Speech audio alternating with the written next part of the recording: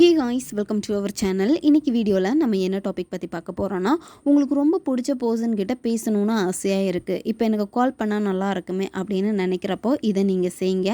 இன்ஸ்டண்ட்டாக இது உங்களுக்கு வேலை செய்யும். விரும்பிய நபர்கிட்ட இருந்து உடனே கால் வர வச்சு கொடுக்கக்கூடிய ஒரு சிம்பிளான பவர்ஃபுல்லான மேனிஃபெஸ்டேஷன் டெக்னிக் தான் இது. நம்ம சேனலை நீங்கள் இதான் ஃபஸ்ட் டைம் பார்க்குறீங்கன்னா மறக்காமல் சப்ஸ்கிரைப் பண்ணிக்கோங்க. பக்கத்தில் இருக்கக்கூடிய பெல் பட்டனையும் கிளிக் பண்ணிக்கோங்க. அப்போ தான் நான் போடக்கூடிய வீடியோஸ் எல்லாமே உடனுக்குடன் உங்களுக்கு நோட்டிஃபிகேஷன் வந்துகிட்டே இருக்கும். வாங்க வீடியோக்குள்ளாடி போகலாம். உங்களுக்கு பிடிச்ச பர்சன் கிட்டே இருந்து கால் வர மாட்டேங்குது. எப்போவுமே நீங்கள் தான் அவங்களுக்கு கால் பண்ணி பேசுகிற மாதிரி இருக்குது, மெசேஜ் பண்ணி பேசுகிற மாதிரி இருக்குது. அவங்களா உங்களுக்கு கால் பண்ண மாட்டேங்கிறாங்க, மெசேஜ் பண்ண மாட்டேங்கிறாங்க.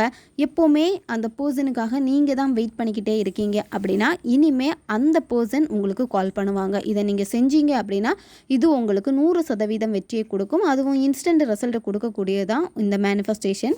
இந்த மெத்தடை நீங்கள் யாருக்கு வேணும்னாலும் பயன்படுத்தலாம். உங்ககிட்ட ரொம்ப நல்லா பேசிகிட்டு இருந்திருப்பாங்க, ரீசனே இல்லாமல் உங்களை அவாய்ட் பண்ணுறாங்க, பேசுகிறத ஸ்டாப் பண்ணிட்டாங்க. இந்த சிச்சுவேஷனில் நீங்கள் இருக்கீங்க.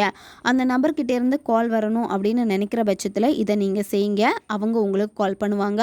நண்பர்களுக்காக நீங்கள் இதை செய்யலாம், ரிலேஷன்ஷிப்பில் இருக்கிறவங்க செய்யலாம், ஒன் சைடு லவ்வில் இருக்கிறவங்க செய்யலாம், பெற்றோர் குழந்தைகளுக்காக இதை செய்யலாம், குழந்தைகள் பெற்றோர்களுக்காக இதை செய்யலாம்.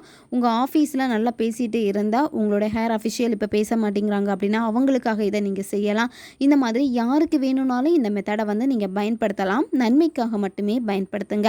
இதில் முக்கியமான ஒரு விஷயம் நீங்கள் புரிஞ்சுக்கணும். அது என்ன அப்படின்னா, அந்த நபர்கிட்ட ஆல்ரெடி நீங்கள் பேசியிருக்கணும், நீங்கள் யாருன்னு அவங்களுக்கு தெரிஞ்சிருக்கணும். அப்படி இருந்தால் தான் இது உங்களுக்கு வேலை செய்யும். யாருன்னே தெரியாது, அதாவது உங்களுக்கு அந்த நபரை ரொம்ப நல்லா தெரிஞ்சிருக்கும், அந்த நபருக்கு நீங்கள் யாருன்னே தெரியாது, ஆனால் எனக்கு அவங்க இப்போ கால் பண்ணணும், எனக்கு இப்போ அவங்க மெசேஜ் பண்ணணும் அப்படின்னா இது உங்களுக்கு வேலை செய்யாது. நீங்கள் ஆல்ரெடி பேசி பழகிட்டு இருந்த ஒரு நபருக்காக இதை நீங்கள் செய்கிறீங்கன்னா இது உங்களுக்கு வேலை செய்யும். நீண்ட நாட்களாக பேசாமல் இருக்கக்கூடிய உங்களுடைய நண்பர்களுக்கு நீங்கள் இதை செய்யலாம். உங்கள் மேலே ரொம்ப கோவமாக இருக்காங்க, பேச மாட்டேங்கிறாங்க, உங்களை தப்பாக புரிஞ்சு வச்சுட்டு இருக்காங்க, இந்த மாதிரி சிச்சுவேஷனில் இருக்கிறப்ப இது உங்களுக்கு ரொம்பவே ஹெல்ப் பண்ணும். இந்த மெத்தடை நீங்கள் எந்த நேரத்தில் வேணும்னாலும் செய்யலாம். இந்த மெத்தடு செய்யக்கூடிய நேரத்தில் உங்கள் மைண்டு பார்த்தீங்கன்னா ரொம்ப ஃப்ரீயாக இருக்கணும். எந்த விதமான ஸ்ட்ரெஸ், டிப்ரெஷன் எதுவுமே உங்களுக்கு இருக்கக்கூடாது. ரொம்ப மன அழுத்தமாக இருக்குது, அவங்க எனக்கு பேசணும், கால் பண்ணணும் அப்படின்னு சொல்லிட்டு அந்த நபரை பற்றி யோசித்து ரொம்ப நெகட்டிவாக இருந்துட்டு எனக்கு இப்போவே கால் வரணும்னு சொல்லிட்டு நீங்கள் மேனிஃபெஸ்டேஷனை செய்கிறீங்கன்னா வேலை செய்யாது. உங்கள் மைண்டு ஃப்ரீயாக இருக்கணும். நீங்கள் இதை கொடுக்கக்கூடிய நிலைமையில் கரெக்டாக இருக்கணும். அதாவது ஒரு விஷயம் நீங்கள் மேனிஃபெஸ்ட் பண்ண போகிறீங்க அப்படின்னா உங்களுடைய அந்த வைப்ரேஷனை கரெக்டாக நீங்கள் கொடுத்தா தான் அந்த நபர்கிட்ட போய் சேரும். அப்போது நீங்கள் அதுக்கு தகுந்த மாதிரி இருக்கணும். அதனால் அந்த நேரத்தை பயன்படுத்திக்கோங்க. மைண்டு ரொம்ப ரிலாக்ஸாக இருக்கணும். உங்கள் மைண்டு ரிலாக்ஸ் ஆகிறதுக்கு நீங்கள் ஃபஸ்ட்டு என்ன பண்ணணும் அப்படின்னா ப்ரீத்திங் எக்ஸசைஸ் பண்ணணும். உங்களுடைய மூச்சை கவனிங்க. ஒரு 10லேருந்து 15 வாட்டி மெதுவாக ஆழமாக மூச்சை உள்ளே இழுத்துட்டு வாய் வழியாக மூச்சை வெளியே விடுங்க. நீங்கள் மூக்கு வெளியே மூச்சை உள்ளே இழுப்பீங்க, வாய் வழியாக தான் மூச்சை வெளியே விடணும்.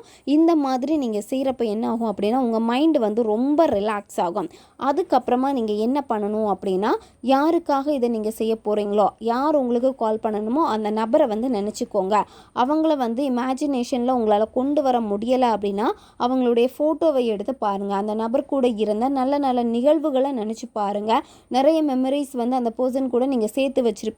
அப்போ அவங்க கூட இருந்த அந்த பாசிட்டிவான எண்ணங்களை நீங்கள் நினைக்கணும். நினச்சிட்டு அடுத்து என்ன பண்ணணும் அப்படின்னா உங்களுடைய இடது கையில் மணிக்கட்டுக்கு மேலே, அதாவது இப்போ உங்களுக்கு வீடியோ ஸ்க்ரீன்லேயே வரும் பார்த்துக்கோங்க, இந்த இடத்துல நீங்கள் அந்த நபருடைய பேரை எழுதணும். யார் உங்களுக்கு கால் பண்ணணும், யார் உங்களுக்கு மெசேஜ் பண்ணணும்னு நினைக்கிறீங்களோ அந்த நபருடைய பேரை நீங்கள் எழுதிக்கோங்க. இப்போ நீங்கள் மொபைலில் அந்த நபருக்குன்னு ஒரு நிக்நேம் சேவ் பண்ணி போட்டிருப்பீங்க. அந்த நேமே நீங்கள் எழுதலாம். நீங்கள் அதிகமாக என்ன நேமில் அவங்கள கூப்பிடுவீங்களோ அந்த பெட் நேமே நீங்கள் எழுதிக்கலாம். நீங்கள் பேர் எழுதுகிறப்ப கரெக்டாக நீங்கள் நோட் பண்ணிக்கோங்க. இப்போ உங்களுக்கு காமிச்சிருக்கும் வீடியோ ஸ்க்ரீன்லேயே ஒரு பிக்சர் வந்திருக்கும்ல, அந்த இடத்துல ஃபஸ்ட்டு ரேகை வரும் உங்களுக்கு. அந்த ரேகைக்கு மேலே தான் நீங்கள் எழுதணும். இப்போ லைன் போட்ட நோட்டில் எப்படி நீங்கள் மேலே எழுதுவீங்களோ அதே மாதிரி அந்த ரேகைக்கு மேலே தொட்டு அப்படியே நீங்கள் எழுதிக்கோங்க அவங்களுடைய பேரை. ஃபஸ்ட்டு ரேகை சிலருக்கு பார்த்திங்கன்னா 2 இருக்கும், 3 இருக்கும், இந்த மாதிரி இருக்கும். அதில் ஃபஸ்ட்டு இருக்கக்கூடிய இடத்துல அந்த ரேகையில் தான் நீங்கள் எழுதணும். நீங்கள் ரிலேஷன்ஷிப்பில் இருக்கீங்க அப்படின்னா ரெட் கலர் பென் பயன்படுத்திக்கோங்க. மற்ற நபர்களுக்காக நீங்கள் செய்கிறீங்க அப்படின்னா ப்ளூ கலர் பென் பயன்படுத்திக்கோங்க. மார்க்கர் யூஸ் பண்ணிக்கோங்க. எழுதிட்டு அடுத்து என்ன பண்ணணும் அப்படின்னா இந்த எழுதின பேருக்கு மேலே வாசனை திரவியம் நீங்கள் தடவணும். அத்தர், புனுகு, ஜவ்வாது, அரகஜா ரோஜா இந்த மாதிரி வாசனை திரவியங்கள் வந்து நீங்கள் தடவலாம். இப்போ உங்ககிட்ட இது இல்லை அப்படின்னா அந்த நபர் பயன்படுத்தக்கூடிய பெர்ஃப்யூம் உங்களுக்கு தெரியும்னா அந்த பெர்ஃப்யூம் வந்து பயன்படுத்திக்கோங்க.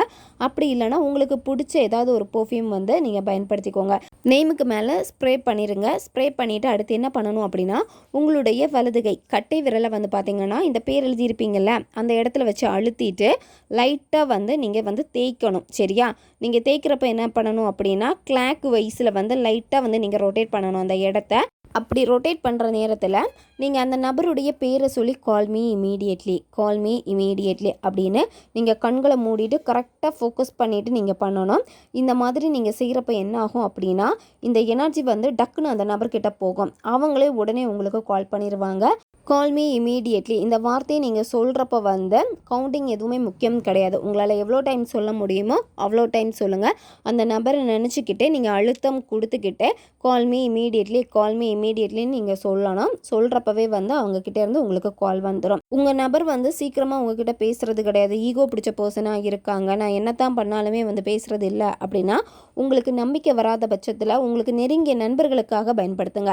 டெய்லி நீங்கள் பேசிகிட்டு இருப்பீங்க, 2 நாள் 3 நாள் தான் கேப் ஆகிருக்கும், பேசாமல் விட்டுருப்பீங்க. ஆனால் டெய்லி காண்டாக்டில் இருக்கக்கூடிய ஒரு நபருக்கு பயன்படுத்துங்க. அதுக்கப்புறமா உங்களுக்கு பிடிச்ச பர்சனுக்காக இதை பயன்படுத்திக்கோங்க. ரொம்பவும் எளிமையான இன்ஸ்டன்ட் ரிசல்ட்டை கொடுக்கக்கூடிய ஒரு மேனிஃபெஸ்டேஷன் டெக்னிக் இது. தேவைப்படுறவங்க பயன்படுத்திக்கோங்க. ஓகே காய்ஸ், அடுத்த ஒரு வீடியோ பதிவில் சந்திக்கலாம். நன்றி.